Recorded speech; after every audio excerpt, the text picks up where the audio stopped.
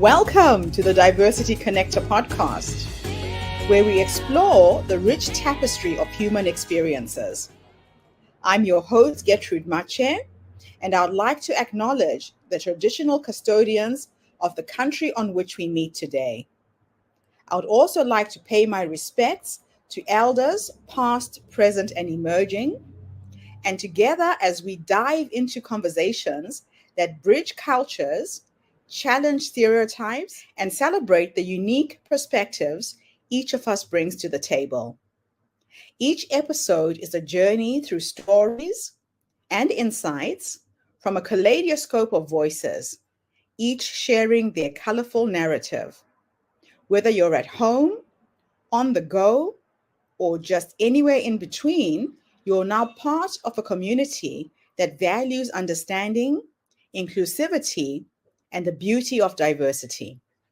So plug in your headphones, get comfortable, and let's connect through the power of our shared stories. Welcome, and thank you for joining us on the Diversity Connector podcast. Hello, everybody, and welcome back to the Diversity Connector. This is Gertrude Mache here in beautiful Melbourne, Australia. And today I am graced with the presence of yet another amazing woman. Welcome, welcome, welcome to our tribe. Please tell everybody your full name, where you're based, and share your story with us today.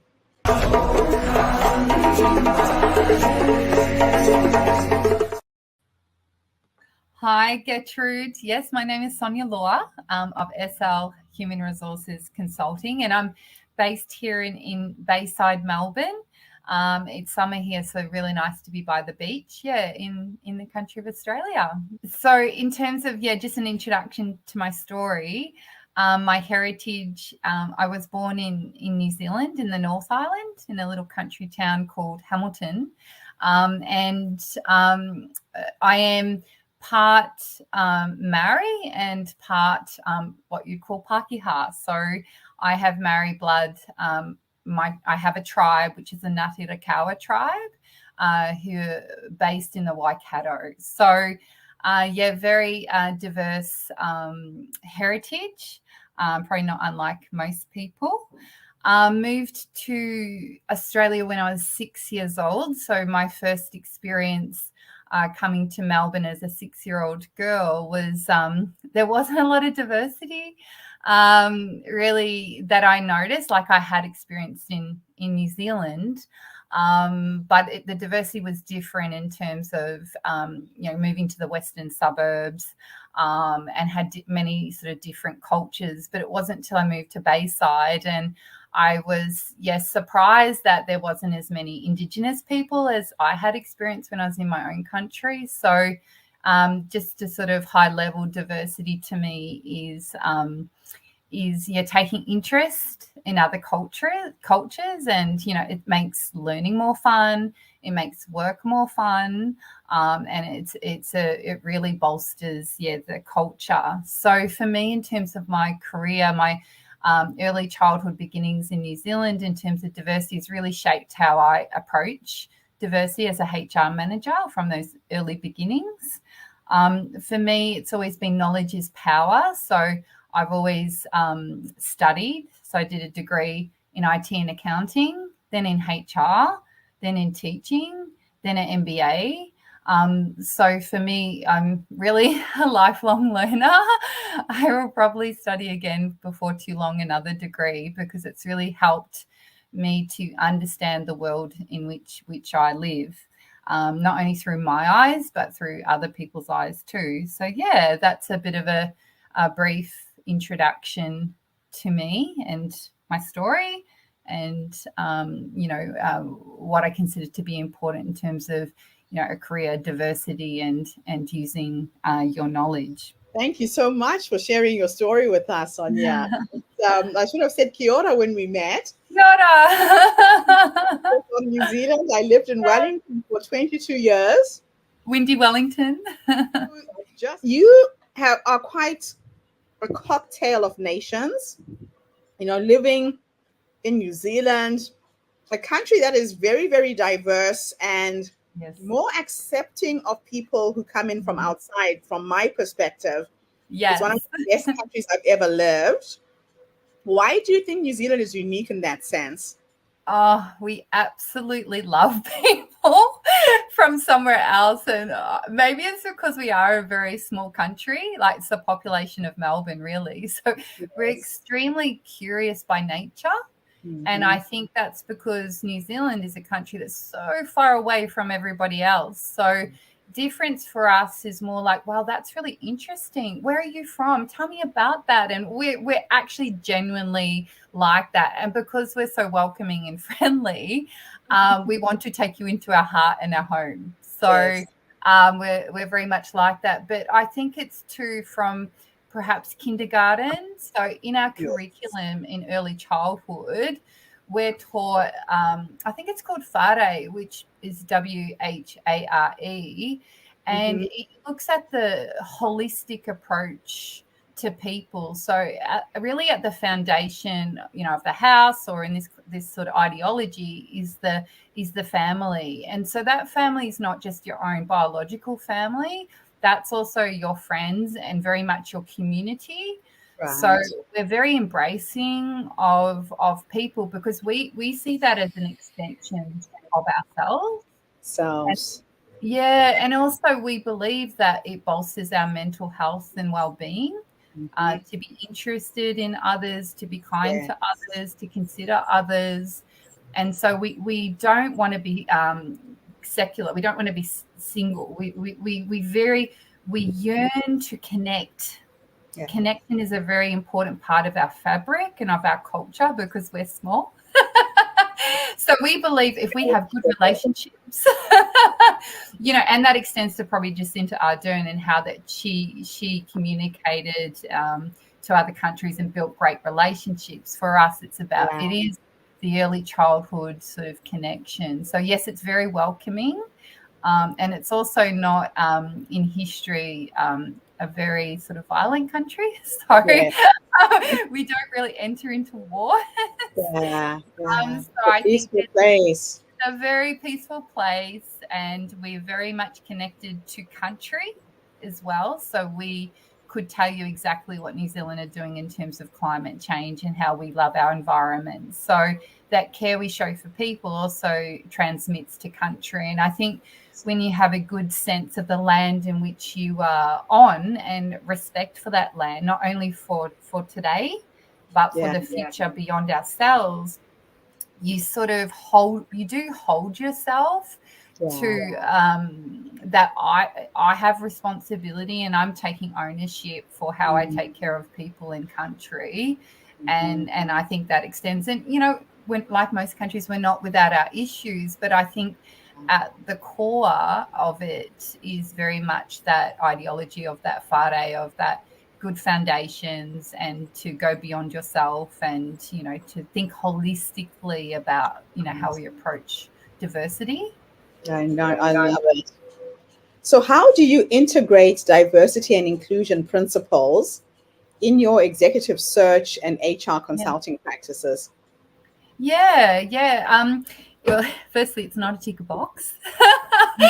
So for me, it's quite simple. When someone has a different perspective from my Yes. own, or from a different background, I'm really comfortable with that. So Yeah. there's no selection to opt in and out. It's just, I Mhm. want to lean in and understand. Yes. And I think there's always a richness in that. Mhm. And that I always think, oh, that will really complement our culture, our community. So that could be diversity of thinking. That could be diversity in terms of they might be neurodiverse, or it could be diverse in terms of, the background in which they're from. That's an Yeah. opportunity for me, the executive, and everyone within the organization to sort of learn and adapt. And that's what really bolsters a healthy community and a Yeah. healthy organization. I don't force diversity onto people. I think that's a little unfair. I really respect people's perspectives and their lived experience. Yeah. I merely just try and sort of, bring it into the organization and role model it. and have people come to it in their own way, by just really opening their mind to, this is good. This is a good thing. Yeah, not So fear it. can you share an example of a successful culture transformation that you facilitated that specifically improved diversity and inclusion? Yeah, I think it starts with, first of all, really asking the people of what diversity means to them, and perhaps is there some initiatives that they feel passionate about. So what I did is set up a well-being committee with a charter, and the charter was around more the principles than any sort of quotas or KPIs. Okay. Um, and then, and really that drives the change. And then the people within that committee, they volunteer, and then they represent every part of the organization. So Wow. it's not senior leaders. Yes, I was a senior leader, but it's from different sort of departments, and they were called the Your Voice Committee. And that's how I started that. So it's very much about empowering the voices of the people, and it's Yes. about really understanding what does it mean to them, where are they on the journey, where do they kind of aspire to get to, and how can I support that through activities and traditions, because often the biggest problem is participation and people feeling like they're being dragged along on a diversity sort of program. But when it Yes. comes from them, and they're passionate about it, and then for me, it's just about unlocking that. Yeah. They're more accepting, and they're more likely to participate, and then everyone else, comes along Come for the along. journey. Yeah. So In your view, what are the key qualities of empathetic and emotionally intelligent leadership, especially in diverse work environments? mm, yes, well, it's a muscle. I believe empathy is a muscle, and it actually needs to be practiced. And I do believe it's something that, even if you've been told or you feel that you don't have empathy, Mhm. which you can actually, it's about about holding a space and asking Yes. the right questions, even if you're uncomfortable. So that's sort of at the beginner of empathy, of, okay, I'm feeling a bit uncomfortable now, but I'm going to ask some genuine questions, and I'm going to pause and listen and hold space for this person. Yes. So to really, to really grow in terms of empathy is really comes from self. So it's really developing that sense of self and self-awareness. Often the work starts with us, and then it's practicing it when we can feel ourselves get into some territories that may be a little bit uncomfortable with empathy. And Yes. we can't confuse empathy with sympathy as well. So empathy is very much holding the space, where sympathy is kind of going in with them, Right. which is, it's good to be able to put yourself in somebody else's shoes, but Yes. sympathy doesn't necessarily build that muscle. But the next, I guess, the advanced level is compassion. So Right. then, therefore, I find compassion kind of, and there's Tanya Singer, who's a great doctor in Germany. He's done a lot of work around compassion. I highly recommend to look her up. But Hmm. I believe compassion is beyond yourself. So Yes. it's not just for self, or perhaps the person I'm sitting with, or even the organization, but compassion extends, I believe, more globally, Hmm. because there's many things that happen in the world that are very complex, that we don't fully understand and may not understand in our lifetime. So compassion is coming to that with a sense of what is true for you. What's true for you is true for you, and I respect that. Yes. And it probably goes beyond. Um, Way beyond. Cultivating that is when I see it in a leader, Hmm. uh, then I will acknowledge it, and I will coach in that area as well. Hmm. That Okay. when you showed empathy or compassion, did you notice that the response from the people was X or Y. So we always want to take, as leaders, people along on the journey, and it's really important that we step into that and we practice it. That's what I meant by you've got your sort of beginner and then you sort of can build that muscle, is that you don't have to be expert at it. Yes. You literally just have to just try and sort of step into it and just keep at it. Yeah.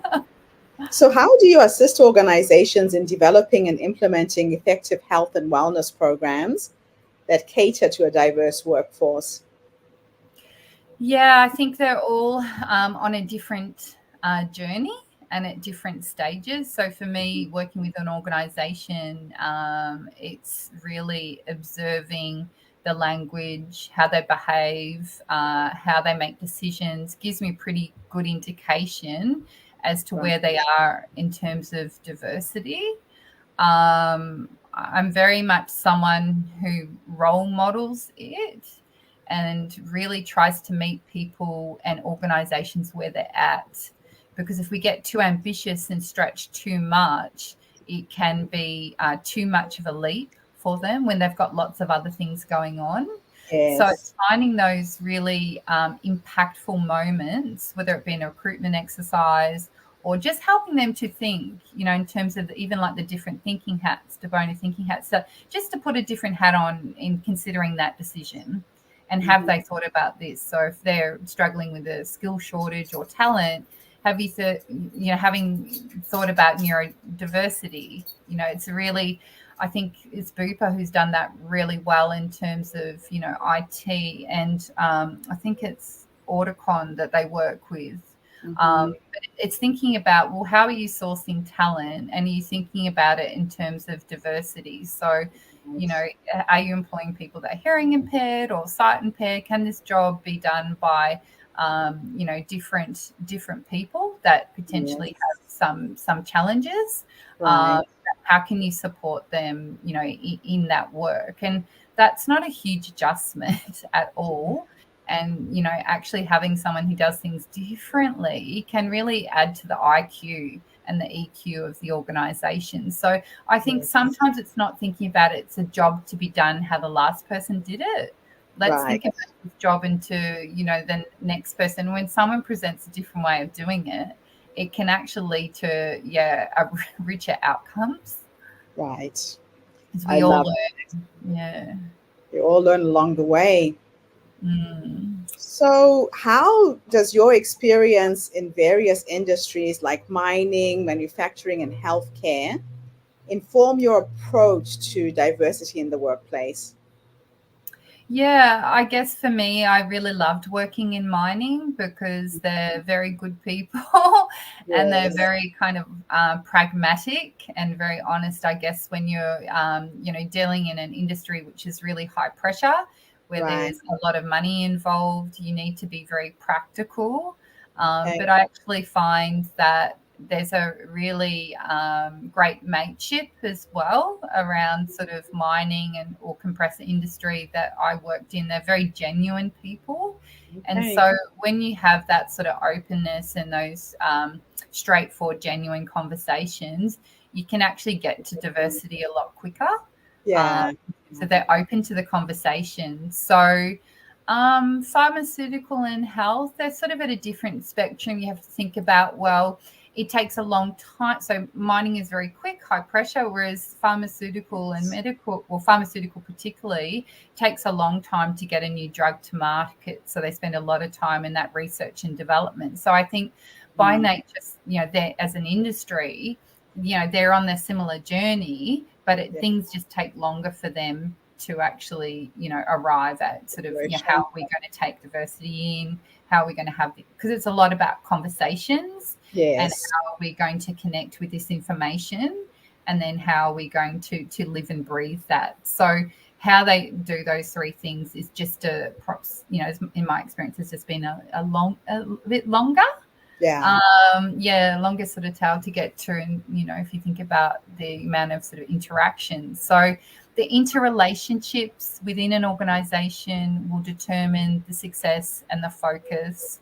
and the swiftness of how diversity is embraced.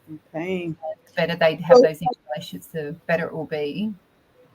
So, what challenges have you faced in promoting diversity and inclusion in traditionally male dominated industries like engineering and mining? And how did you overcome them? Yeah, I think if you think about, an engineer sort of, male or sort of female, um, they're very practical. So to Yes, take the question away from something that's very kind of black and white, very practical, is a stretch. So if for me, I find it's tapping into who they are as a person right. and, their lived experience, perhaps away from the job, Yeah, and then to help them to come to it, through their own lens of perhaps yeah, something they've gone through in their friendships or in their families, to help them to make the connection that the workplace is very diverse. It's not just about products and right. engineering products, but we are a community, and that Yeah, community supports us, but we all play a role in that. yes, And then when they have something challenging that happens in their life and the community supports them to do their job, then they more understand the diversity sort of mindset. I Yes, understood that. tapping in. Yeah, it's tricky. So, can you describe your approach to leadership coaching that supports emerging leaders in understanding and valuing workplace diversity? Yeah, I'm glad you touched on that because it's probably the biggest reason why people come to me, senior executives, Yes. for coaching. It's usually the personal stuff, right? It's like I've been told I'm not very empathetic, or I need to show more compassion or vulnerability, or I need to be more transparent, or I want Yes. to develop my self-awareness. They're often very good at their jobs, and they're Right. great leaders in terms of driving sort of change and delivering business outcomes. But Right. often, if they're open to it, they want to learn these skills, because more and more people want to be led, and they want to understand the leader, the human being, the authentic person that is leading Right. them. So they need to be showing up as themselves in order to take people along the journey and to influence. And that's a really big part of being a CEO and a Yes. leader. Oh, wonderful. Now, how do you help organizations create a talent pipeline that emphasizes diversity, Yeah. and what impact does that have on their performance and culture? Yeah. That talent, I'm finding, is separate from HR a lot of the time now.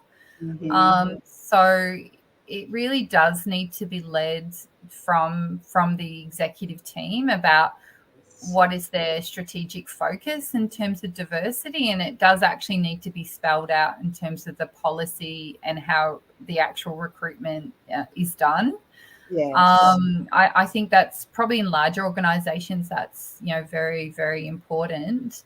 Mhm. In the talent pipeline, it's looking at, it's having a diverse mindset to, who can do this job. And really, Yes. the pandemic and the talent shortage has really been great, because of, we're having to think outside of perhaps the tradition, replacing a person with someone who pretty much the same. So Yeah. we need to think about the work, not just in terms of matching to the PD, but who could do this role. Yeah. Um, just being a bit more open minded to how that actually could be done. Yeah.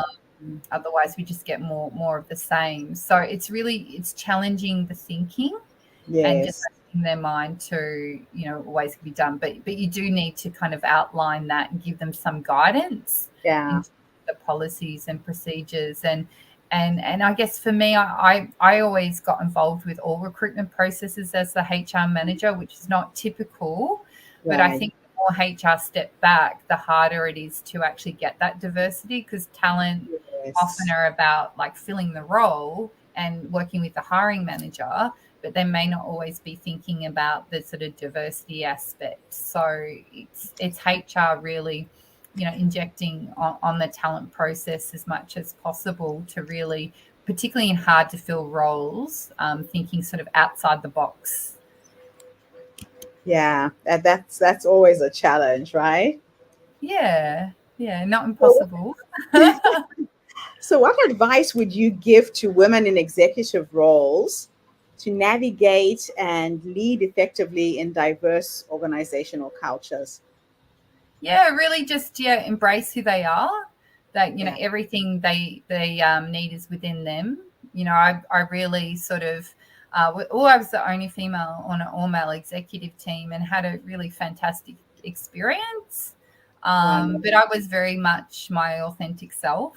I didn't feel like I needed to kind of armor up Okay. or be anyone sort of different. I really embraced my empathy and my compassion and kindness and, wanting to be more human, more connected with the people and the way Mhm. that we did things. And it was very different from everyone else and probably quite different from a lot of my peers as well. But it's what I felt comfortable with. Um, Yes. and it really, the culture was a testimony to that because we had a wonderful culture and people didn't want to leave and they loved working there. And, Right. even if they're doing the same old job and, they're a bit tired of it, they said, oh, you make it so hard to leave because so much fun, like so many different people. And we had Yeah. lots of, ways to celebrate diversity that we used to practice, a lot of traditions. So I think, it's a really great, it's really important diversity, enriching Right. culture. So, I think be yourself, don't be anyone different. And, Yes. people will trust you as well if you're the same, if you show up as the same, but be intentional. It's Yeah. early in the new year. Be intentional about how you show up. Okay. So that, and be interested in how people see you and how can I perhaps change or improve on what you're doing, and perhaps do you need a coach to be more effective and influential. So that's Yes. really a lot of female executives are looking to show up more authentically, because when they're not, they get burnt out. Yeah. um, and when you're not showing, and you don't do good work when you're not really feeling yourself. That's true. That is so true. My last question for you is this. Being a Kiwi, having lived in New Zealand and now living here in Melbourne, Australia, Mm. what can New Zealand teach Australia, the rest of the world around diversity? Yeah, I think Australia has a really rich, diverse culture, and I would say it's very diverse, definitely. But I think we could we could lean in more, really fully embrace Yes. the person who's in front of us and really challenge maybe some of our judgments and some of Okay. our thinking, as to really understanding, taking the time to understand, well, why am I thinking this way, Yeah. so am I operating from fear, because something that was learnt to me or taught to me a long time ago, or Right. perhaps if I stepped into excitement, or this will be fun, or there's lots to learn. Mhm. It just puts us into a different sort of mindset of being a lot lighter, with diversity, and more sort of open to it. Right. Um, I guess just being kind of open to learning. I chair the HR summit both in Sydney and Melbourne for 2 days each Okay. year. Um, it's been 3 years now. So when I do Welcome to Country, I really fully embrace, whether it's, the Gadigal people of the Kulin Nation in Sydney, or whether it's, the Bunurong people here in Melbourne. So I'm always thinking, before I do Welcome to Country, I study the local tribe of that area. And then I in the Welcome to Country, really sort of emphasize that. And I talk, say I also talk about my own heritage. So I think sharing's really important as well, like really understanding your own heritage, because we're all from somewhere else. That's so true. So embrace it. I saw just quickly on Netflix recently the Dalai Lama in a conversation with Desmond Tutu, and it was such a beautiful conversation. I encourage people to look at it because they really are great models of diversity. So you have the Dalai Lama. I actually met him a few years back at the Happiness Conference. He's such a joyful man. Right. He's Buddhist, right? And then you've got Archbishop Desmond Tutu. Unfortunately, he's passed away, but he's Catholic. So they both met. I think it was 2015, 2016, because they're great. Well, I'd say great mates because they have a great connection and an affinity with each other and a great joy when they spend time. And what they wanted to do was, have ceremonies. So the Dalai Lama did a Buddhist ceremony, and then Archbishop Desmond Tutu did a Catholic ceremony. And Dalai Lama was like, "Oh, I'm Buddhist. I can't, drink the wine and so forth," but he still participated. Yeah. So, and that's someone who's quite different, participating in a different ceremony. And I think for me, I am very much that person. I will go into any church of any religion. I mean, to get religious, but I step into it with reverence and with an understanding and with a full heart to understand all different, because they're all a celebration, of people and of communities. So if we have Dalai Lama and Desmond Tutu being able to step into each other's culture, each other's religion in such a respectful, reverent way, then what cannot we? And they were so joyful at the time. So, and I understand things are complex and people have different sort of values and mindsets. But, if they can step into it, why can't we? Wow. Thank you so much for coming online today and gracing us with your presence and sharing your story. This has been very, very informative. I look forward to staying connected with you. I'm actually just down the street from you. I live in Brighton, so we should catch a cup of coffee. I would love that. When you told me where you are, I'm like, okay, we need to organize a coffee. Thank you so much, Sonya. This was awesome. And thank you to everybody who's tuned in today. The Diversity Connector is bringing you people from all walks of life, sharing diverse perspectives around this issue. It's a celebration of our differences, our strength. So tune in again tomorrow when I interview yet another amazing guest. In the meantime, have a fantastic day, morning, or evening, wherever you are in the world. And bye for now. Thanks again, Sonya. Thank you. Thank you, True. Thanks, everyone. Bye. And that's a wrap, everybody, on today's episode of the Diversity Connector podcast. Thank you for tuning in and being part of our vibrant and global conversation. I'm your host, Gertrude Mache, and it's been an honor to share this space with you, where voices from all walks of life come together to weave a tapestry of diverse perspectives.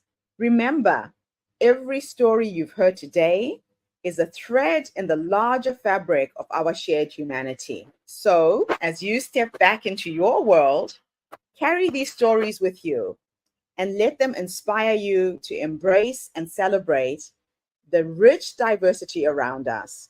Don't forget to subscribe, rate, and review our podcast to help us share these inspiring stories with more listeners. Do follow us on social media by looking for the Diversity Connector podcast for more updates. Until then, keep connecting, keep listening, and keep celebrating the beauty of diversity. This is the Diversity Connector podcast signing off. Stay curious, stay open, and definitely stay connected.